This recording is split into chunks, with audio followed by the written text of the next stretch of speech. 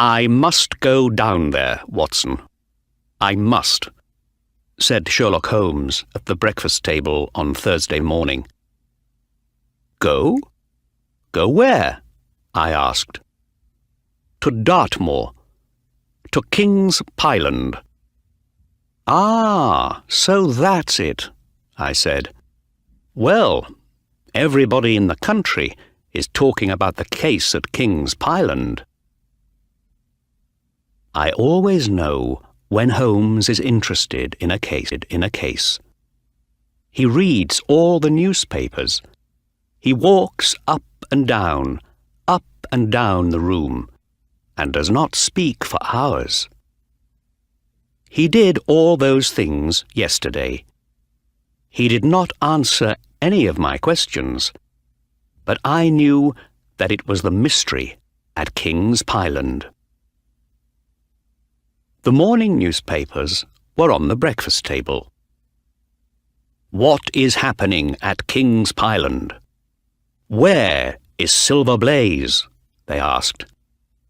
"Who killed John Straker? What are the police doing? Can they find the horse before the big race next week?" Silver Blaze was a famous racehorse, and Straker was his trainer.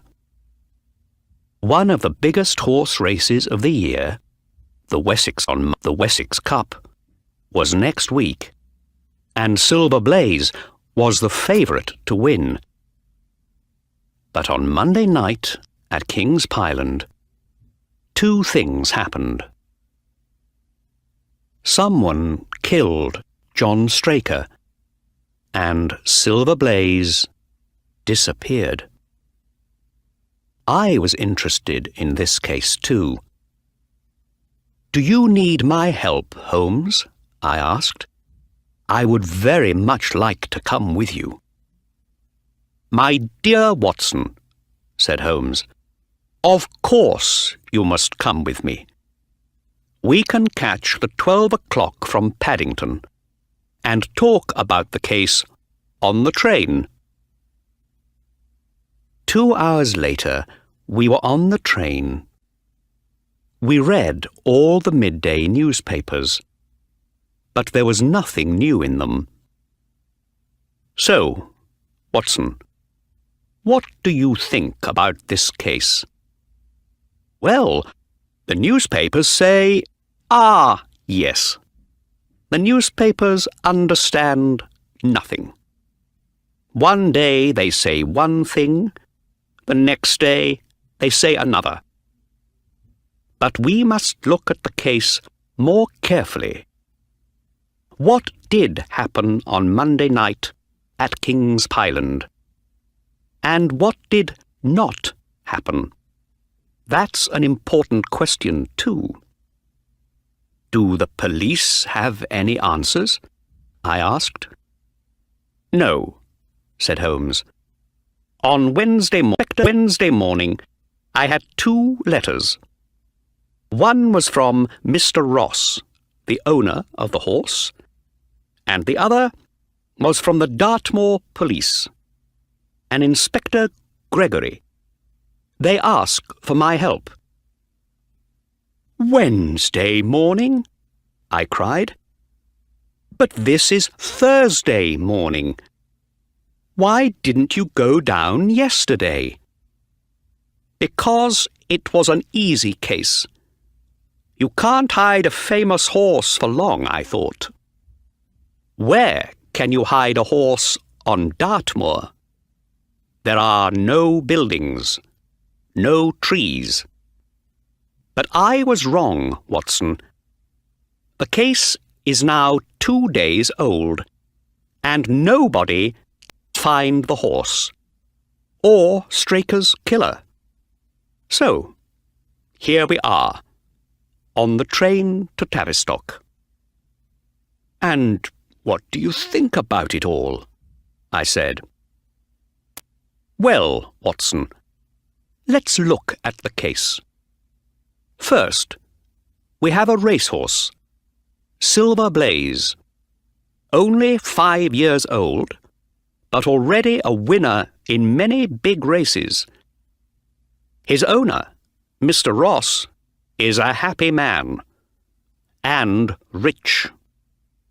The racegoers are happy too. Silver Blaze nearly always wins his races, and so people put big bets on him to win. And when the favourite wins the race, a lot of people make money on their bets. But what happens when the favourite doesn't win, Watson? What then?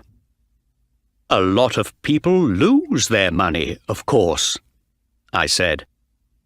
And people with big bets on a different horse can make much more money when that other horse wins. Right, Watson. So, perhaps some people are very interested in Silver Blaze not running in the Wessex Cup. Of course, Mr. Ross and his trainer, John Straker, know that, and they watch the horse very carefully. Now, let's look at the people and the place. Trainer, John Straker. A good man and wonderful with horses. Worked for Mr. Ross for 12 years. There are 4 horses in the training stables and 3 boys working for Straker. One of them sits up all night with the horses, and the other 2 sleep in a room over the stables. We know nothing bad about any of the boys. Straker has a wife, no children, and lived, in a house about 200 metres from the stables. The town of Tavistock is 2 kilometres to the west, and about 2 kilometres east there is Capleton, another training stables. The owner there is Lord Backwater, and the trainer is Silas Brown. There are no other houses, just the hills of Dartmoor. I listened carefully. I wanted to remember it all, because Holmes does not like to say anything twice. Now, he said, what happened on Monday night? These papers came with Inspector Gregory's letter. The best thing is for you to read them, Watson. Then, tell me what you think. I took the papers from him and began to read. Notes by Inspector Gregory, after talking to Edith Baxter, Ned Hunter, Mrs. John Straker, and Mr. Fitzroy Simpson.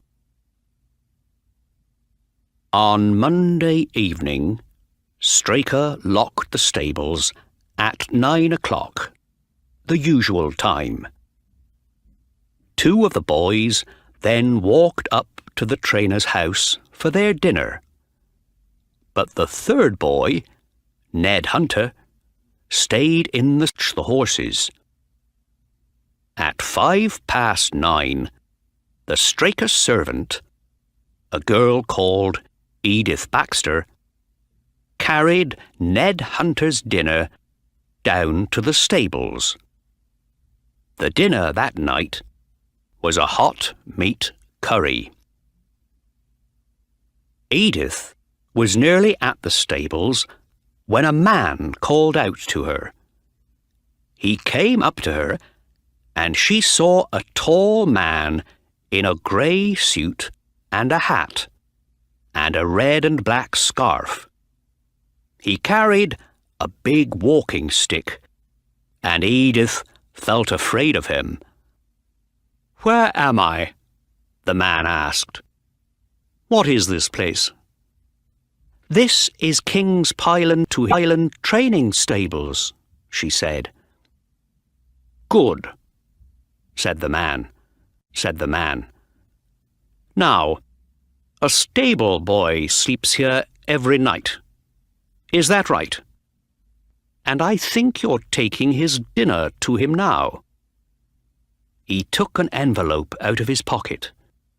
"Please, give the boy this, and you can have some money for a beautiful new dress." Edith did not take the envelope. She ran past the man to the stables and up to a small open window.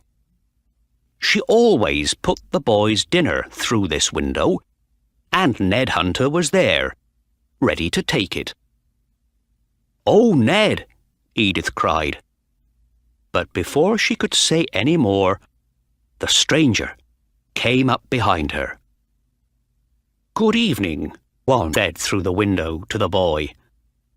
"I want to talk to you." "Who are you?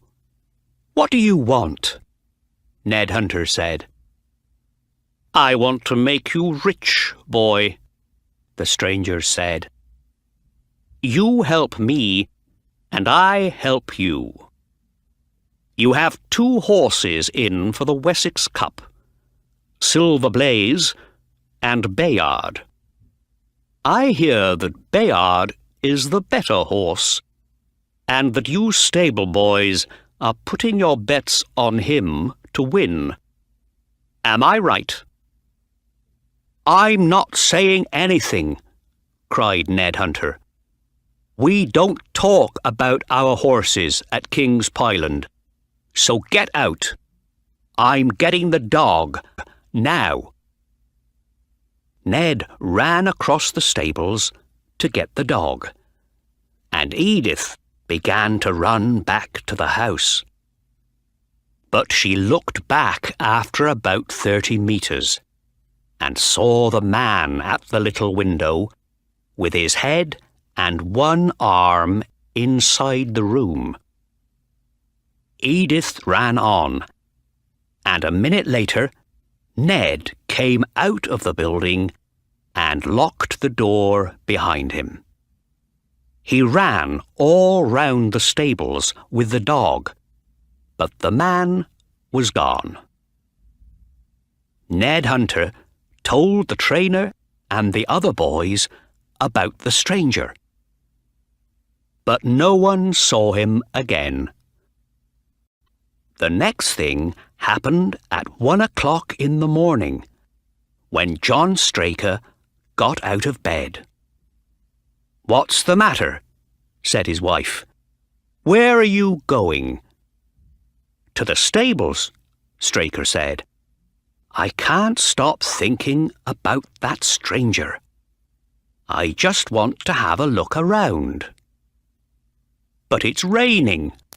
Wait until the rain stops," she said. No, Straker said. "I want to go now." He left the house, and Mrs. Straker went back to sleep. At 7 in the morning, she woke up, but her husband was not there.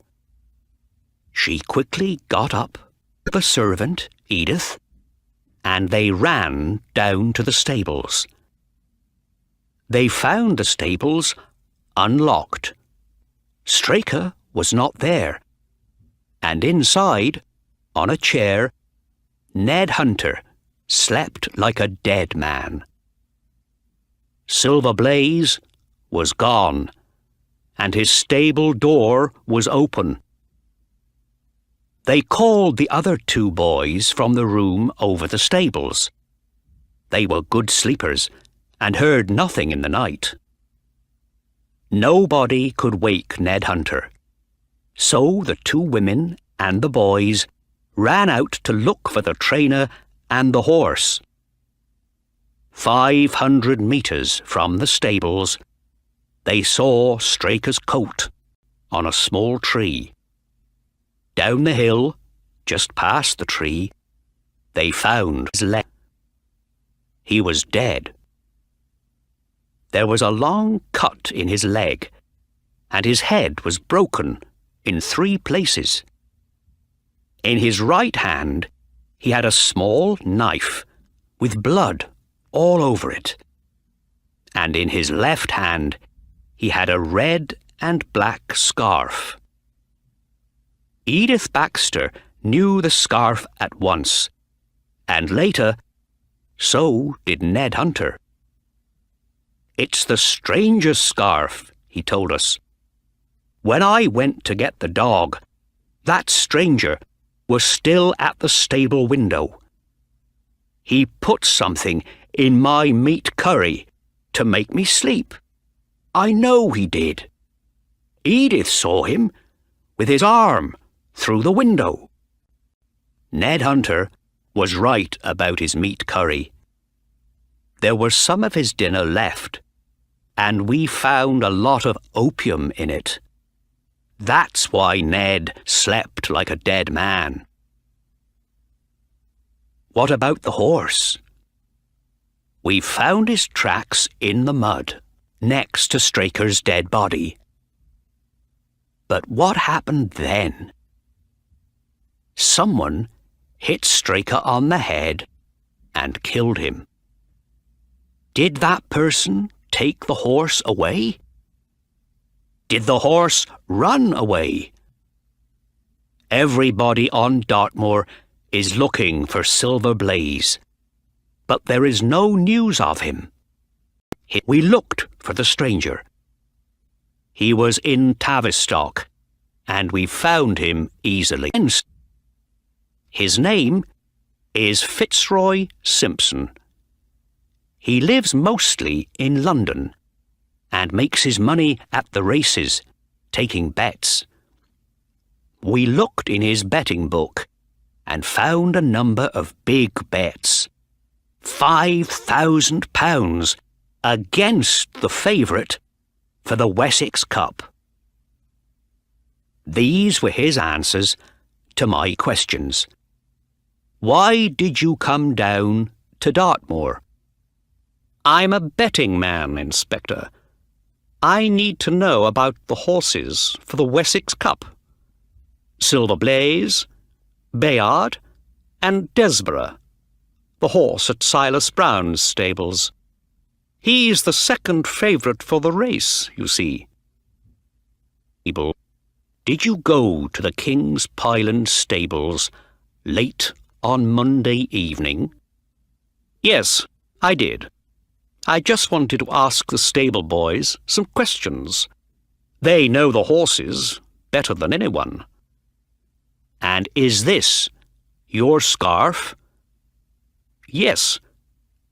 Yes, it is. And how did it get into the dead man's hand, Mr. Simpson? Can you tell us that? I don't know, Inspector. I don't know. I never saw the man. I lost my scarf in the dark. It wasn't me, Inspector. It wasn't me. We asked many more questions, but Fitzroy Simpson changed his story. He was out at King's Pyland that night. His suit was still wet from the rain, and his big walking stick could break a man's head open.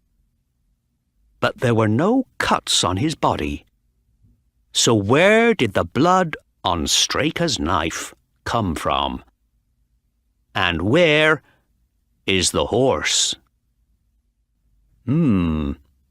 Very interesting, I said. I gave the papers back to Holmes, and he put them away. So, Watson, what can you tell me? He asked. I thought for a minute. This cut on Straker's leg, perhaps he did it with his own knife. When something hits you very hard on the head and you have a knife in your hand, it can happen, you know. Very good, Watson. And that's bad news for Fitzroy Simpson. So, did Simpson do it, do you think? I said. Perhaps, said Holmes. Let's look at it. Simpson puts opium in the boy's dinner. He goes away and comes back later in the night. He gets into the stables, takes the horse out, and leaves. But the trainer arrives at that moment, sees him, and follows him. The two men fight, and Simpson breaks Straker's head open with his stick. Then Simpson takes the horse. Or did the horse run away? Is it still out on the moor? And how did Simpson get into the locked stables? I don't know, Watson. I don't know. We must wait and see. When we arrived at Tavistock Station, two men came to meet us. Inspector Gregory was a tall, slow-moving man with blue eyes, and Mr. Ross was small and quick. He was the first to speak. Very pleased to see you, Mr. Holmes. The inspector here is working hard, but we need help. We must find poor Straker's killer, and I want to find my horse. Is there any news? Asked Holmes. Let's talk on the way, the inspector said. I'd like you to see everything in the daylight. We were soon out of the little town and up on the brown hills of the moor. Inspector Gregory thought that the killer was Fitzroy Simpson. Simpson was out in the rain that night. His suit was still wet on the Tuesday, he said. He had a big stick, and his scarf was in the dead man's hand. That looks bad, Mr. Holmes. Very bad. Holmes smiled. You need more than that, Inspector. The servant, Edith, spoke of an envelope. Did Simpson say anything about that? Yes. He said it had money in it. A £10 note for the stable boy. What about this other training stables? At Capleton? Asked Holmes. Does Simpson have friends there? No, we don't think so. We went to Capleton, of course. Their horse, Desborough, is the second favourite for the Wessex Cup. And Silas Brown, the trainer, was not friendly with Straker. But we found nothing. When we arrived at King's Pyland, Inspector Gregory took us into the trainer's house. Straker's body is upstairs, he said. But we have here the things from his pockets and from the ground next to his body. Would you like to see them, Mr. Holmes? Very much, said Holmes. We went into the front room, and the inspector opened a box and put things on a table. There was a box of matches, a small piece of candle, some money, a watch, some papers, and a small, thin knife. This is a strange knife, Holmes said. He looked at it carefully. What is it, Watson? It's an eye knife, I said. Doctors use these when they cut into an eye. You don't usually see them outside a hospital. Said Holmes. So why did Straker take this knife? It's no good for fighting. His wife says it was in the bedroom for some days, said Inspector Gregory. Perhaps he just took it because it was there, on the table. Perhaps, said Holmes. What about these papers? One is a letter from Mr. Ross. The others are bills, the inspector said. 3 of them are bills for the horse's food, is a bill from a dressmaker in London, for a Mr. William Derbyshire. He was a friend of Straker's, his wife tells us. His letters sometimes came here, and Straker sent them on. Mrs. William Derbyshire is an expensive lady, said Holmes, looking at the bill. £25 is a lot of money for just one dress and one hat. He put the bill down and moved to the window. Inspector, can we go out on the moor now, before the light begins to go? We left the room, and at the front door we saw a woman.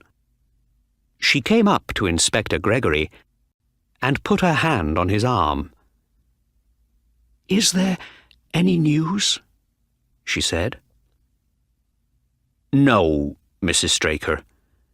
But here is Mr. Holmes, the famous detective from London. We have him to help us now. I think I met you a month or 2 ago, Mrs. Straker," said Holmes.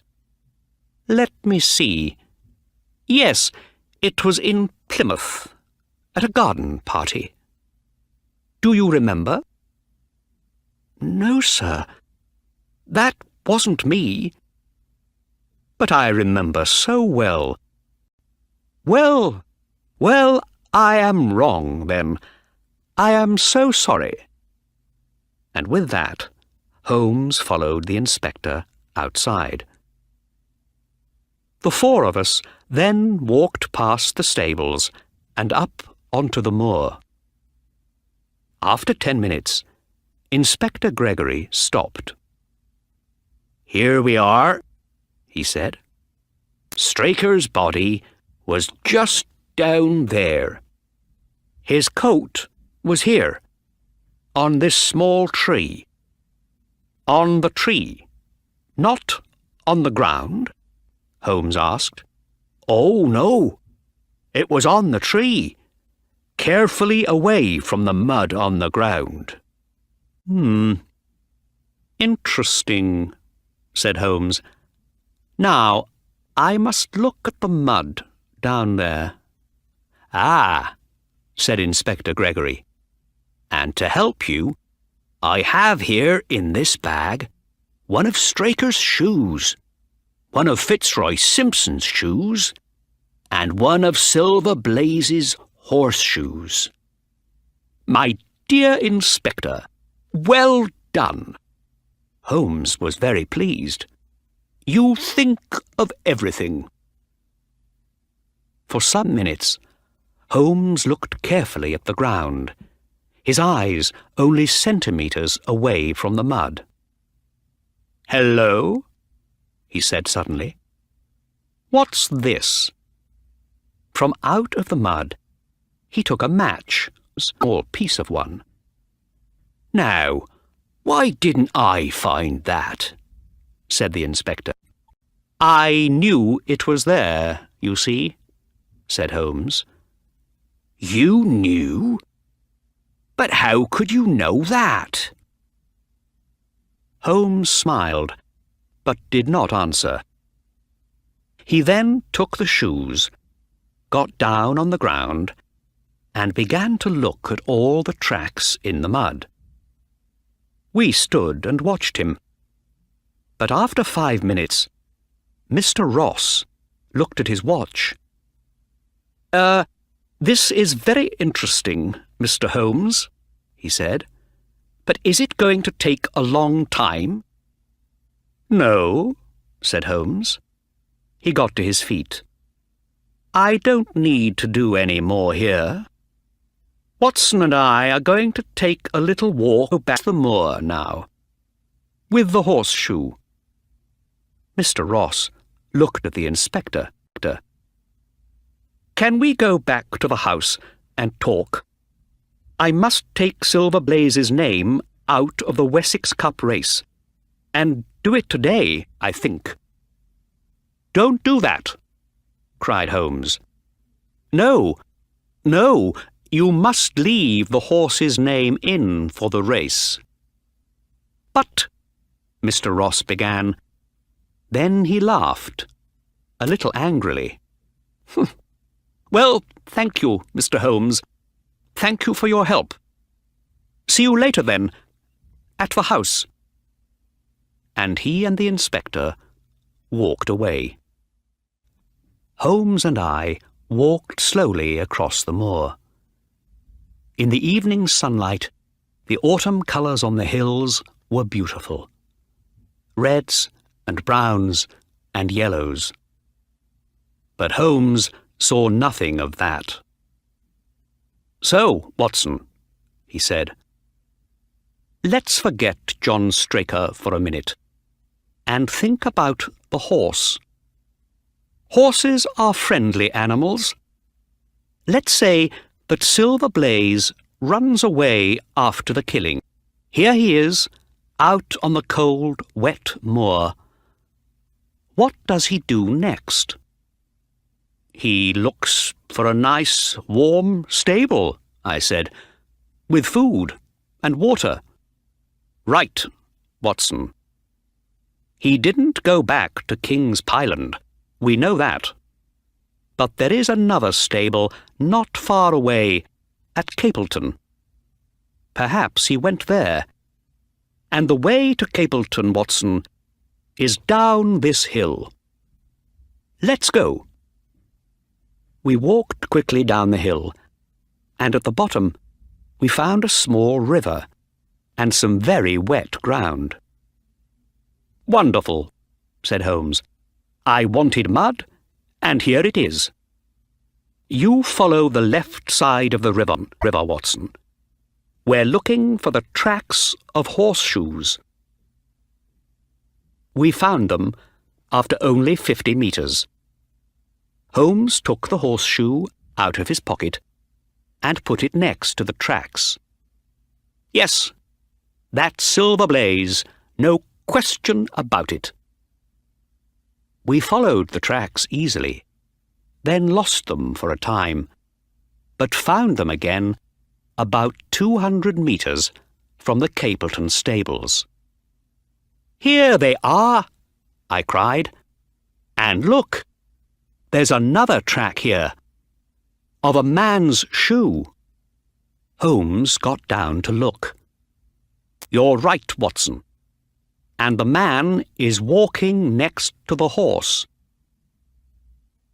We followed the two tracks to Capleton stables, and were still 20 metres away when a man came out and called to us. He had a red, angry face. "Go away! We don't want visitors here. Go away!" "Mr. Silas Brown?" Holmes said to him. "What do you want?" said the man. "I don't talk to newspaper people, so just go away." "We are not from a newspaper," said Holmes, smiling. "But you have a horse called Silver Blaze in your stable." "That's not true," Mr. Brown said, angrily. "Shall we go in and talk about it?" said Holmes.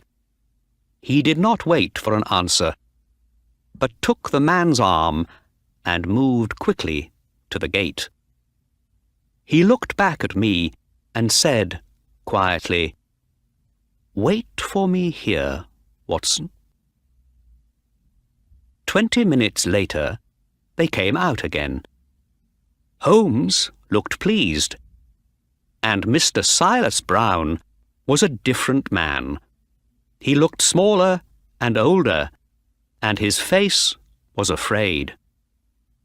"Remember," said Holmes, "you must be there on the day, on time, and everything must be ready."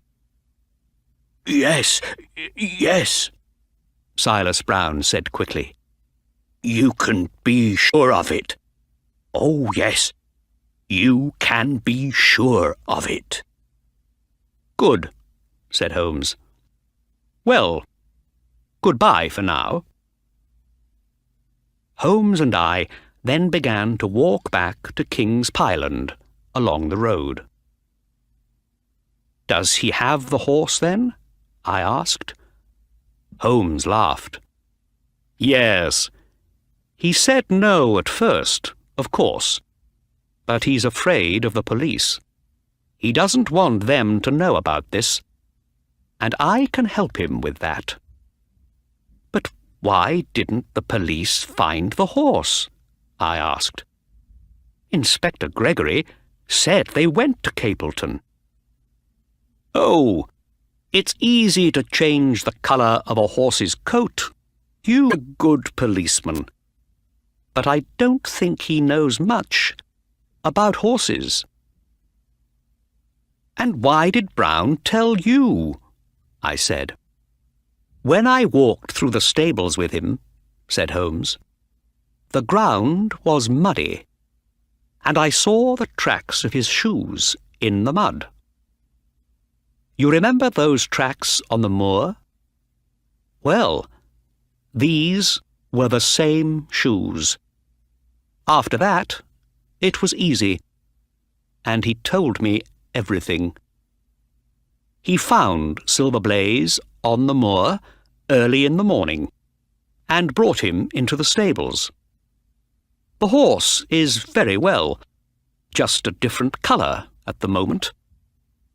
Brown put a very big bet on Desborough to win the Wessex Cup, you see. And with Silver Blaze out of the race—" "But why did you leave the horse there? Is it safe with him?" I did not understand Holmes's plan. "My dear Watson," Holmes said, "the horse is very safe. Silas Brown is afraid of me, afraid of the police, afraid of losing everything. Silver Blaze must be ready to race next week, or Brown's life as a racehorse trainer is finished. And Brown knows that. Mr. Ross isn't going to like it," I said. "Mr. Ross," said Holmes, "doesn't understand detective work. He wants answers today, now, at once. So he must learn a lesson. He must learn to wait. Say nothing about Silver Blaze for the moment, Watson." Back at King's Pyland, we found Mr. Ross and Inspector Gregory in the trainer's house. "An interesting visit," said Holmes. "But my friend and I must go back to London by the midnight train." The inspector and Mr. Ross stared at him, and I saw that Holmes was right about Mr. Ross. "So, our famous London detective can't find poor Straker's killer," Mr. Ross said. "Or my horse." "It's a difficult case, that's true," said Holmes quietly.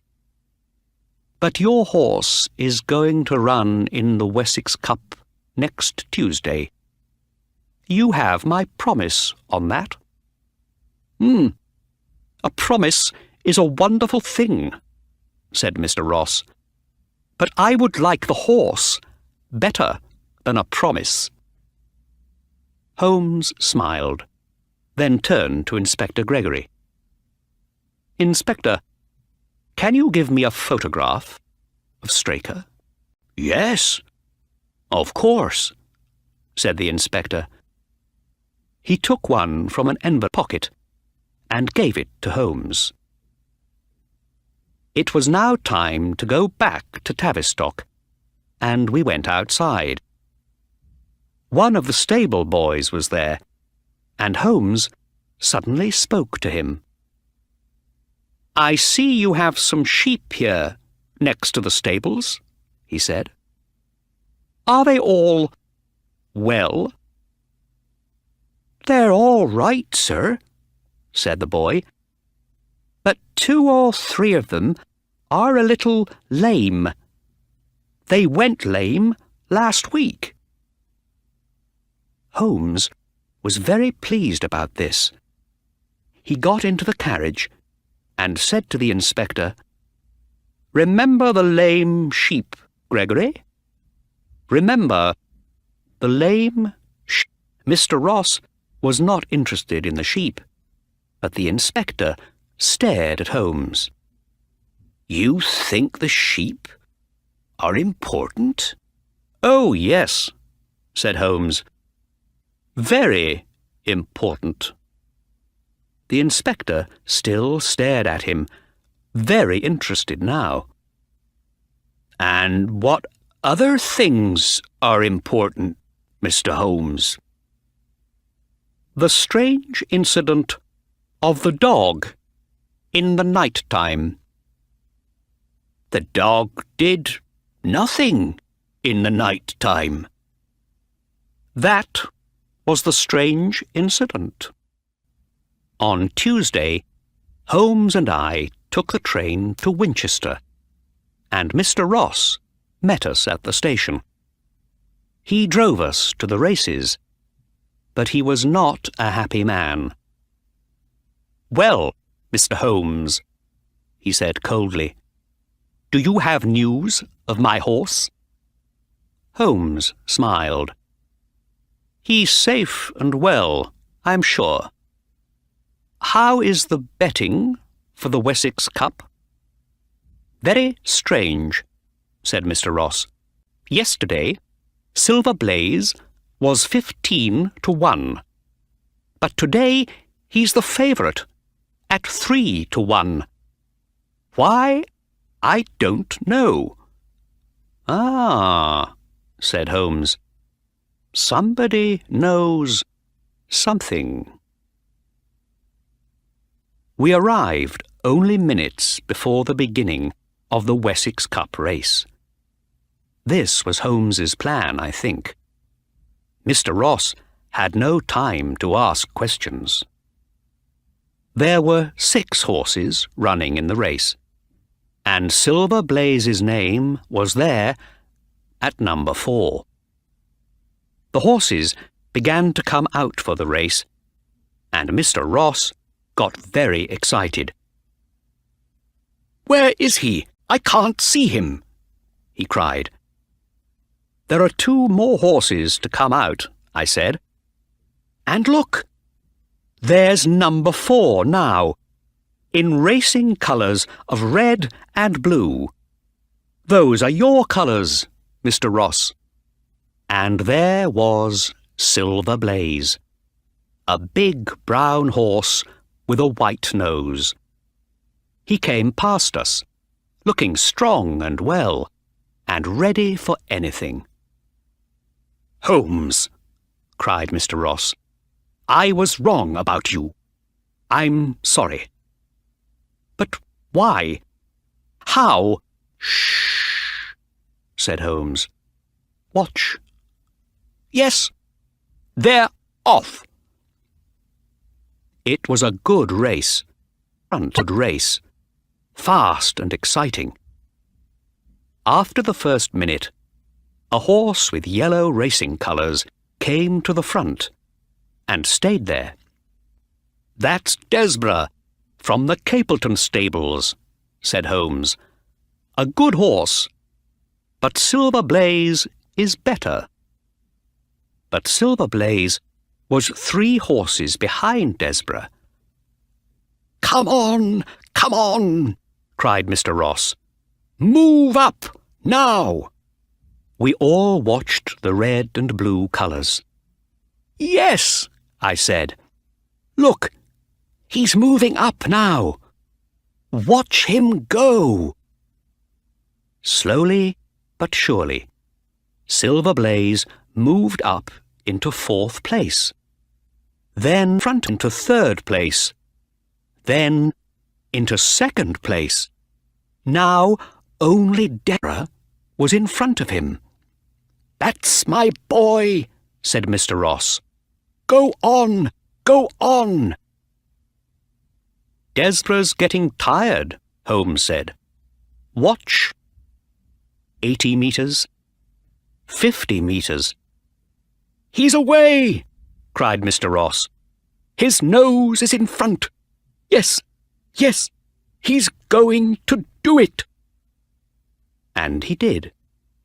Silver Blaze kept his nose in front, finished first, and won the Wessex Cup. "Wonderful," said Mr. Ross. "Wonderful. What a race! What a horse! Mr. Holmes, how can I thank you?" "You must thank the horse, not me," said Holmes, smiling. "Let's go down and have a look at him." Silver Blaze was still excited by his big race. Mr. Ross looked him up and down. "He looks well, very well. I don't understand any of it, Mr. Holmes. How did you do it? Where did you find him? And perhaps you now have John Straker's killer too. Do you?" "Yes," said Holmes quietly. "Yes, I have him too." Mr. Ross and I stared at him. "You have him?" Mr. Ross said. "Where is he?" "He is here." "Here? Where?" "Here with me now, at this moment." Mr. Ross's face began to go red. "What are you saying, Mr. Holmes?" he said angrily. "Are you saying—" Sherlock Holmes laughed. "No, no, Mr. Ross. Not you. The killer is standing behind us." He turned and put his hand on Silver Blaze's back. "The horse!" cried Mr. Ross. "The horse?" I said. "Yes, the horse," said Holmes. "But don't be angry with him.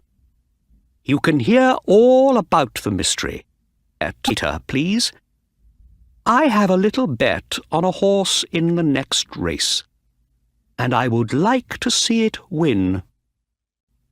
On the train back to London, Holmes told us the story behind the mystery, and the time went very quickly. "Before we went down to King's Pyland," my friend began, "I thought it was Fitzroy Simpson. But when we arrived at the stables, I suddenly remembered the hot meat curry. Why didn't I think of it before? That, you see, was the beginning." "The meat curry?" said Mr. Ross, thinking about it. How did the meat curry help you?" "Do you know the taste of opium?" Holmes said. "No? Well, it's not a very strong taste, but it's there. You can taste it in most food, but not in curry. Curry has a very strong taste, stronger than opium. So the killer says, 'I need a night when the dinner is a meat curry. Then Ned Hunter can eat his dinner happily, without the taste of opium, and go to sleep. But did Fitzroy Simpson know that curry was the dinner on Monday night? Of course not. How could he? He didn't make the dinner. He was a stranger at King's Pyland. He knew nobody in the trainer's house. So, we forget Simpson and think again. Who knew about the curry before dinner on that Monday night? John Straker and his wife, I said. And the servant. Right, Watson. And so on to the next question. About the dog. We know there was a dog in the stables that night because Ned Hunter took the dog out when Simpson was there. Then, in the middle of the night, someone went into the stables and took out a horse. The two boys, sleeping upstairs in the stables, heard nothing, because there was nothing to hear. The dog did not bark. Why not? Aha, said Mr. Ross. It didn't bark because it knew the visitor. Dogs only bark at strangers. Right again. So, the midnight visitor was John Straker. But why did he take the horse out? What did he want? It was something dishonest. Or why did he put opium in his stable boy's dinner? We all know about dishonest trainers. They can make a lot of money. They put big bets against their own horse and then stop their horse winning. But how? What was Straker's plan here? Perhaps the answer was in his pockets, I thought. And so it was. You remember the strange knife? Dr. Watson here told us about it. An eye knife used by doctors in hospitals. With a knife like this, you can make a cut, a very, very small cut, in the tendon of a horse's back leg. Nobody can see the cut, and the horse only feels it a little. He's not lame, but he doesn't run his best, so he cannot win the race. And Straker wanted to do this to my horse? Cried Mr. Ross. How could he? I thought he was a good man. No, said Holmes. He wasn't a good man, or a careful one. No horse stands quietly when a knife goes into its back leg. Straker didn't want anyone to hear the noise, so he took the horse out onto the moor. The candle and the match, I said. Of course. That's right, Holmes said. And I learnt more from Straker's pockets, too. You are a man of the world, Mr. Ross. Do men carry other men's bills? So they do not. So who was Mr. Derbyshire?